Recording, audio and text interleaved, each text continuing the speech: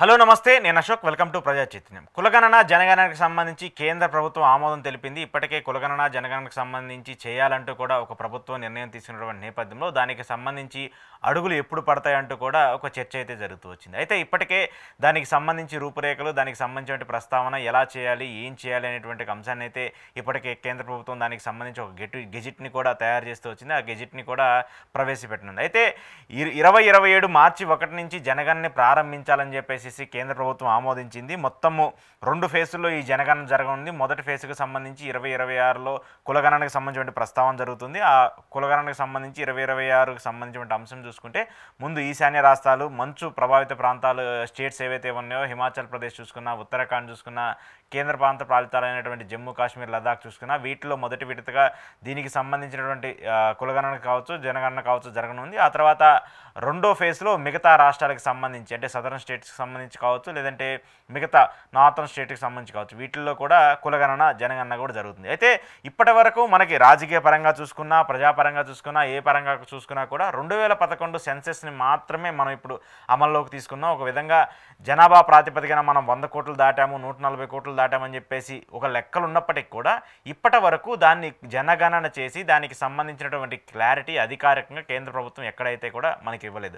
2011కు సంబంధించినటువంటి జనగణనకు సంబంధించిన అంశాన్ని మాత్రమే, ఆ సెన్సెస్ని మాత్రమే ఏ ప్రభుత్వమైనా రిపోర్ట్లో తీసుకుంటూ ఉంటుంది. ఎక్కడన్నా చెప్పాలన్నా, లేదంటే ఏ ఇండెక్స్ చూసుకున్నా, హంగర్ ఇండెక్స్ చూసుకున్నా, ఫైనాన్షియల్ ఇండెక్స్ చూసుకున్నా, మిడిల్ క్లాస్ ఇండెక్స్ చూసుకున్నా, వేటి చూసుకున్నా కూడా ఆ 2011కు సంబంధించిన ప్రాతిపదికనే మనం తీసుకుంటూ ఉన్నాము. సో ఆ తర్వాత చాలాసార్లు కులగణనలకు సంబంధించిన అంశాన్ని పెద్ద ఎత్తున అన్ని రాజకీయ పార్టీలు చెప్తూ వచ్చాయి. కొన్ని రాష్ట్రాలకు సంబంధించి కులగణన జనగణన చేస్తూ వచ్చాయి. ఇటీవల చూసుకుంటే తెలంగాణకి సంబంధించి ఇక్కడ కులగణన చేస్తూ వచ్చింది కాంగ్రెస్ ప్రభుత్వం. రేవంత్ రెడ్డి సర్కార్కి సంబంధించి కులగణన మేము సక్సెస్ఫుల్గా చేసామంటూ కూడా ఆ ప్రభుత్వం చెప్తూ వచ్చింది. సో ఈ అంశాన్ని దేశవ్యాప్తంగా కూడా చేయాలని చెప్పేసి ప్రతిపక్ష పార్టీలు కూడా అన్ని ఆరోపిస్తూ వస్తున్నాయి. దానికి సంబంధించి కామెంట్లు కూడా చేస్తూ ఉన్నాయి. ఎందుకంటే ఒక క్లారిటీ లేకుండా ఎవరికి వాళ్ళు సంక్షేమ పథకాలకు సంబంధించి చూసుకున్నా, లేదంటే ప్రభుత్వానికి సంబంధించిన హామీలు ఏదైనా సరే ప్రజలకు చేరవేయాలనుకున్నా కూడా ఒక ప్రాపర్ డేటా ఉండాలి. ఆ ప్రాపర్ డేటా ఇప్పటికైనా సరే కేంద్ర ప్రభుత్వాలు తీసుకొని దానికి సంబంధించిన నిర్ణయం తీసుకొని రాష్ట్రాలకు సంబంధించిన పరిమితులు కావచ్చు,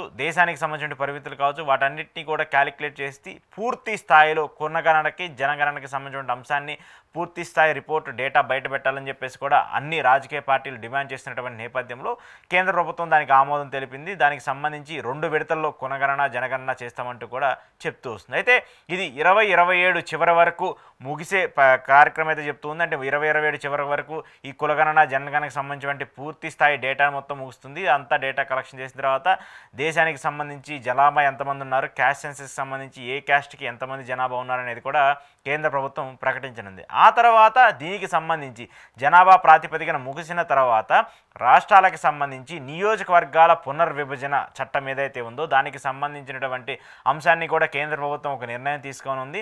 ఈ కులగణన జనగణన ముగిసిన తరువాత ఈ నియోజకవర్గాలకు సంబంధించిన పునర్విభజనకు సంబంధించిన ఒక దానిపైన కూడా నిర్ణయం తీసుకుంటామంటూ కూడా కేంద్ర ప్రభుత్వం ఒక కీలక ప్రకటన అయితే చేసింది. అయితే దీనికి జమిలీ ఎన్నికలకు సంబంధించి కూడా ఒక పోలికనైతే అందరూ పోల్చి చూస్తూ ఉన్నారు. ఎందుకంటే ఖచ్చితంగా జమిలీ ఎన్నికలు ఎట్టి పరిస్థితుల్లో నిర్వహిస్తామని చెప్పేసి కేంద్ర ప్రభుత్వం చెప్తున్నటువంటి నేపథ్యంలో దానికి సంబంధించిన అంశానికి చాలా ప్రియారిటీ ఇస్తున్నటువంటి నేపథ్యంలో కులగణన జనగణన సంబంధించిన అంశం క్లియర్గా పూర్తయిన తర్వాత అంటే 2027 వరకు ఈ కులగణన కంప్లీట్ చేస్తామని చెప్పేసి కేంద్ర ప్రభుత్వం చెప్తూ ఉంది. మొత్తం పూర్తి స్థాయిలో డేటా అంతా కూడా వస్తుందని చెప్తూ ఉంది. ఆ తర్వాత నియోజకవర్గాల పునర్విభజనకు సంబంధించిన అంశం మీద కూడా దృష్టి పెడతాము. 2028 మధ్యలో వరకు, లేదంటే 2027 చివరి వరకు ఆ నియోజకవర్గాలకు సంబంధించిన పునర్విభజన అంశాన్ని కూడా క్లియర్ చేసి ఎక్కడెక్కడ జనాభా ప్రాతిపదికన ఎన్ని నియోజకవర్గాలు పెంచాలి, ఎంత పెంచాలనేటువంటి అంశాన్ని కూడా మేము చర్చలో తీసుకున్నాము. దానికి సంబంధించినటువంటి చర్చను కూడా జరుగుతుందంటూ కూడా కేంద్ర ప్రభుత్వం తెలుపుతున్నటువంటి నేపథ్యంలో 2028 మొదటి విడతలోనో, లేదంటే 2028 మధ్యలోనో జమిలీ ఎన్నికలు జరిగే అవకాశం ఉందంటూ కూడా ఈ యొక్క ఇండికేషన్ మనకి క్లియర్ కట్గా కనిపిస్తుంది. ఎందుకంటే కులగణనకు సంబంధించి ఒక పెద్ద ఎత్తున ప్రస్తావన జరుగుతున్న నేపథ్యంలో ఒక క్లారిటీ వచ్చిన తర్వాత ఖచ్చితంగా నియోజకవర్గాలకు సంబంధించి ప్రయోజనాలకు సంబంధించి అక్కడ పునర్విభజన చట్టం కింద పునర్విభజన చేయాల్సిన పరిస్థితి వస్తుంది. కాబట్టి జమిలీ ఎన్నికలను చాలా ప్రియారిటీగా తీసుకుంటూ ఉంది ప్రధానంగా బీజేపీ. ఇప్పటికే దానికి సంబంధించి మాజీ రాష్ట్రపతి రామ్నాథ్ కోవింద్కి సంబంధించిన ఒక సమీక్ష, ఒక కమిటీ వేశారు. ఆ కమిటీ కూడా పూర్తి స్థాయిలో సమీక్ష నిర్వహించి ఆ డేటాని కూడా ఇప్పటికే కేంద్ర రాష్ట్ర ప్రభుత్వాలకు అలాగే దాంతోపాటు ఎన్నికల కమిషన్కి కూడా ఇచ్చినటువంటి నేపథ్యం ఉంది. ఖచ్చితంగా జమిలీ ఎన్నికలకు చేస్తే దానికి సంబంధించినటువంటి ప్రాధాన్యత ఉంటుంది. ఖచ్చితంగా దానికి సంబంధించి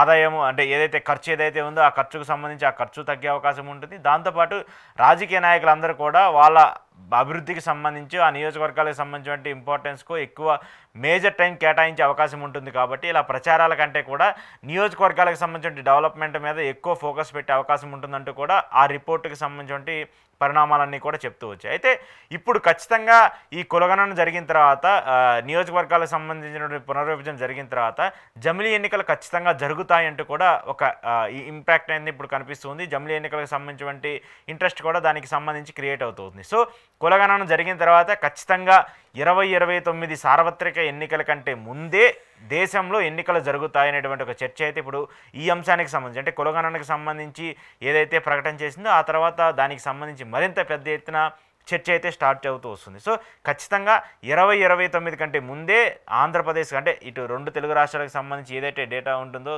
యాక్చువల్గా జరగాల్సినటువంటి ఎన్నికల డేట్ ఉంటుందో దానికంటే ముందే ఎన్నికలు జరిగే పరిస్థితి ఉంటుంది. దాంతోపాటు దేశానికి సంబంధించి పార్లమెంట్ ఎన్నికలు కూడా 2029 సార్వత్రిక ఎన్నికల కంటే ముందే కొంతకాలం టైం పీరియడ్ ఒక 1 ఇయర్ 1.5 ఇయర్ ముందు జరిగే అవకాశం అయితే క్లియర్ కట్గా ఉన్నట్టు మనకు కనిపిస్తుంది. మరి ఈ సర్వేకి సంబంధించి ఇప్పుడు ఏదైతే టైం ప్రకారం ప్రకటించారో 2 విడతల్లో 2 ఫేజుల్లో దీన్ని కంప్లీట్ చేస్తామని చెప్పేసి కేంద్ర ప్రభుత్వం చెప్తుందో అంతవరకు కంప్లీట్ చేస్తారా లేదంటే మళ్ళీ ఆ టైంని ఎక్స్పాండ్ అయ్యే పరిస్థితి ఏమైనా ఉంటుందా అనేది కూడా చూడాల్సి ఉంది. ఏది ఏమైనప్పటికీ కులగణనకు సంబంధించిన అంశాన్ని కేంద్ర ప్రభుత్వం తీసుకురావడం ఖచ్చితంగా స్వాగతించాల్సినటువంటి అంశము. దాంతోపాటు జనగణనకు సంబంధించి కూడా ఒక డేటా అయితే వస్తే ఇప్పటికీ అన్నీ కూడా భారతదేశానికి సంబంధించి నెంబర్ ఎవరు ఇష్టం వచ్చినట్టు వాళ్ళు ఒక నెంబర్ చెప్తున్నారు కానీ ఒక మార్క్ ఇండికేషన్ నెంబర్ మాత్రం ఇప్పటివరకు ఎక్కడా లేదు. కొంతమంది 140 కోట్లు అంటారు, కొంతమంది 130 కోట్లు అంటారు, కొంతమంది 100కు పైగా కోట్లలో జనాభా ఉందని చెప్పేసి చెప్తుంటారు. కానీ దానికి సంబంధించి పూర్తి స్థాయి డేటా అయితే ఇప్పుడు మనకి అధికారికంగా ప్రభుత్వం నుంచి రాలేదు. సో ఈ జనగణన జరిగితే మాత్రం ఖచ్చితంగా దీనికి సంబంధించి డేటా వస్తుంది. దాంతోపాటు క్యాస్ట్ సెన్సస్ కింద అన్ని క్యాస్ట్లకు సంబంధించి ఎంతమంది ఉన్నారు, ఏ క్యాస్ట్కి సంబంధించినటువంటి ఏవే పథకాలు ఎవరెవరికి అందించాలి, ఎవరెవరు ఇంకా దిగువ మధ్యతరగతిలో ఉన్నారు, పేదరికంలో ఉన్నారనేటువంటి ఒక ఇండికేషన్ అయితే ఈ ప్రతిపాదన చేయటం వల్ల ఒక మంచి పరిణామంగా చూసుకోవచ్చు. దాంతోపాటు జమిలీ ఎన్నికలకు సంబంధించి ఇది కానీ సక్సెస్ఫుల్గా చేయగలిగితే కేంద్ర ప్రభుత్వం జమిలీ ఎన్నికలు కూడా జరగాల్సినటువంటి టైం కంటే ముందే జరిగే పరిస్థితి మనకు కనిపిస్తుంది. సో ఏది ఏమైనప్పటికీ కులగణనకు సంబంధించినటువంటి నిర్ణయం ఏదైతే కేంద్ర ప్రభుత్వం తీసుకుందో దాన్ని ఖచ్చితంగా స్వాగతించాలి. సాధ్యమైనంత త్వరగా దీనికి సంబంధించి పూర్తి క్లియర్ డేటాని ప్రజల ముందు ఉంచితే అది ఖచ్చితంగా ప్రజలకు ఉపయోగపడే అవకాశం ఉంటుంది. దాంతోపాటు ప్రభుత్వాలు కూడా ఎవరెవరికి ఎలా సాయం చేయాలి, ఎవరెవరికి ఏ ప్రాతిపదికన పథకాలు అందించాలనే అంశం కూడా ఒక క్లియర్ కట్ ఇండికేషన్ ఇచ్చి వాళ్ళు కూడా ముందుకెళ్ళే అవకాశానికి అయితే ఖచ్చితంగా ఉంటుంది.